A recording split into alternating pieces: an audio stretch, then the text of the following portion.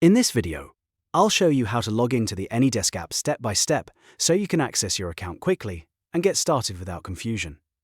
If you find this tutorial helpful, please hit the like button and subscribe for more simple software guides like this. Let's jump right in. First, open the AnyDesk app on your device. Once the app is open, look at the top right corner of the screen and click the menu icon.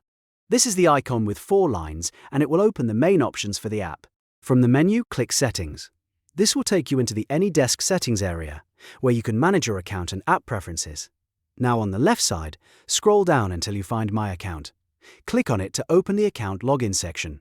In the login section, you'll see fields where you can enter your account details. Start by typing in your email address. Make sure it is the email linked to your AnyDesk account so the login works correctly. After that, enter your password in the password field. Take your time and double-check that both your email and password are entered correctly to avoid any login issues. Once everything is filled in, click Login. AnyDesk will verify your details and sign you into your account, and that's it.